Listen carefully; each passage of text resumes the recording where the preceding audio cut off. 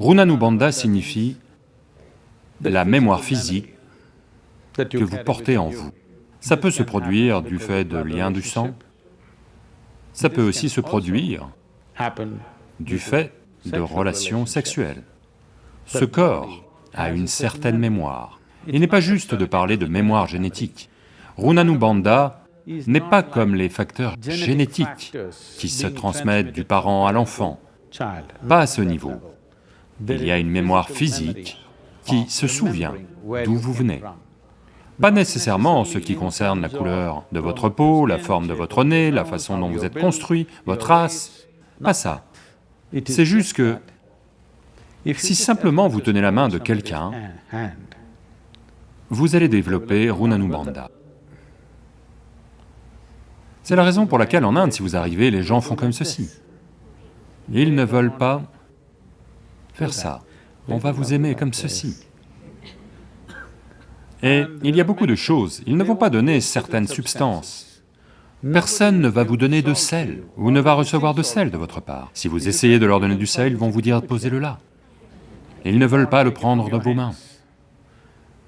Les graines de sésame, ils ne vous les prendront pas. Certains types de terre, personne ne voudra les recevoir de vous. Si vous voulez donner de la terre à quelqu'un, n'importe quel genre de terre, il y a des rituels où la terre est donnée. On vous dit toujours, posez-la ici, je la prendrai de là. Vous ne la prenez jamais des mains de quelqu'un, parce que vous allez développer Runanubandha. Parce que la culture est constamment consciente du fait d'éviter de créer des dépendances. Pour maintenir les dépendances de la vie au minimum, seulement dans la mesure où c'est nécessaire, parce que vous travaillez à votre libération. C'est pour cette raison que cette conscience et que ces niveaux de réceptivité sont apparus. Donc le corps se souvient, toutes sortes d'intimités, pas seulement avec un autre corps physique, toutes sortes d'intimités, même avec n'importe quelle substance physique. Il s'en souvient. Certains types de substances sont plus aptes à produire cela, d'autres types le sont moins. Donc, c'est pour cela qu'ici, dans le temple, ils font Klesha Nashana. Est-ce que quelqu'un l'a fait? Le lavage au feu? C'est-à-dire que si la douche habituelle ne vous rend pas propre, on vous brûle.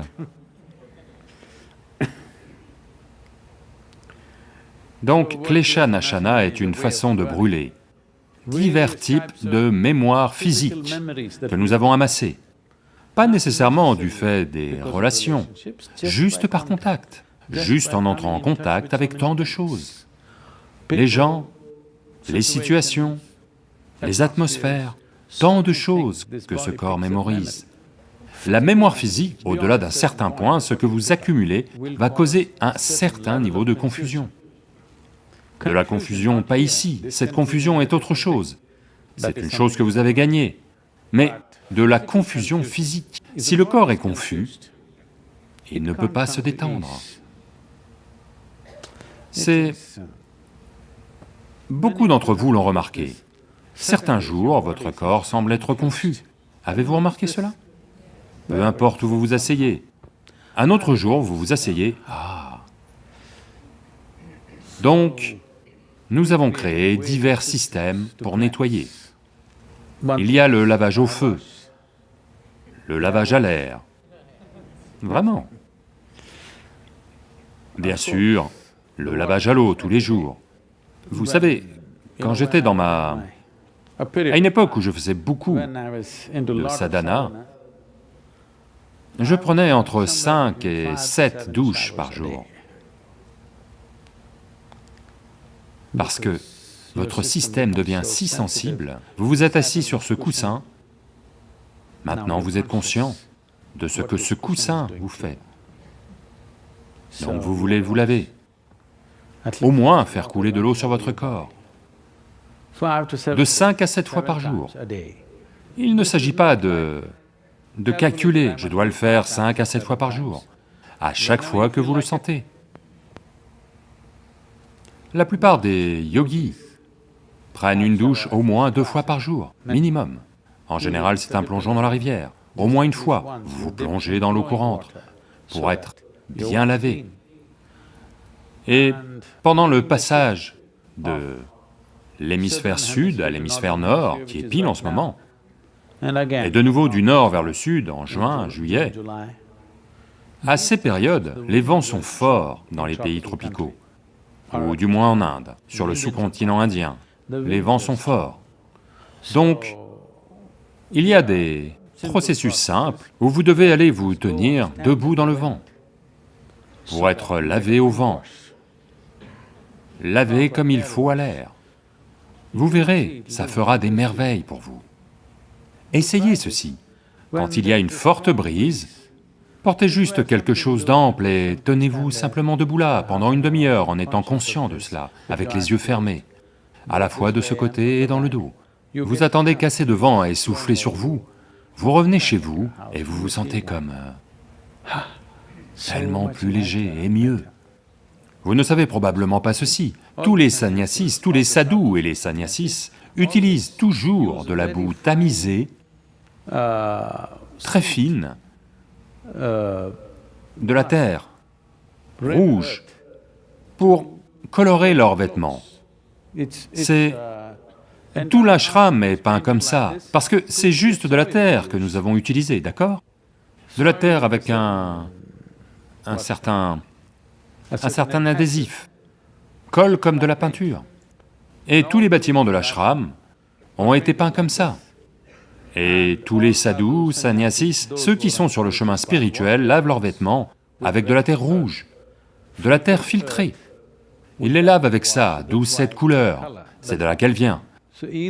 Donc vous devez soit les laver séparément, soit les enduire à chaque fois de terre, afin que le Runanubandha, le seul Runanubandha que vous ayez, soit avec la terre, pas avec les gens autour de vous, pas avec les choses autour de vous, juste avec la planète. Ça va.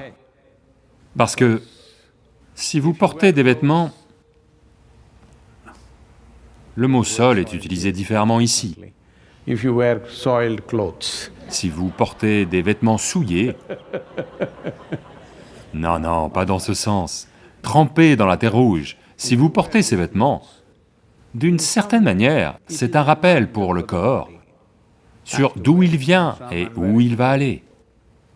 Donc, ceux qui sont sur le chemin spirituel utilisent toujours des vêtements qui ont été trempés dans de la terre rouge filtrée.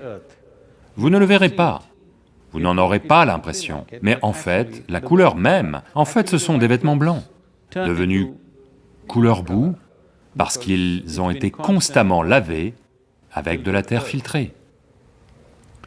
Donc, pour laver le Runanubandha, une façon de le faire est de prendre un bain de boue. Donc, existentiellement, quand les mémoires physiques se télescopent, elles vont causer un certain niveau de confusion physique qui va causer un certain niveau d'inconfort, un manque d'exubérance, un manque d'implication avec quoi que ce soit. Vous devenez un vétéran de votre vivant. Vous devez être un vétéran de la vie après en avoir fini avec elle. Avant d'en avoir fini avec elle, vous ne devriez pas devenir un vétéran, n'est-ce pas? Mais cela va vous arriver, c'est-à-dire que d'une certaine manière, à cause de mémoires qui se télescopent, vous devenez moins vivant vis-à-vis de tout ce qui vous entoure. C'est ce qui nous préoccupe, que vous deveniez moins vivant.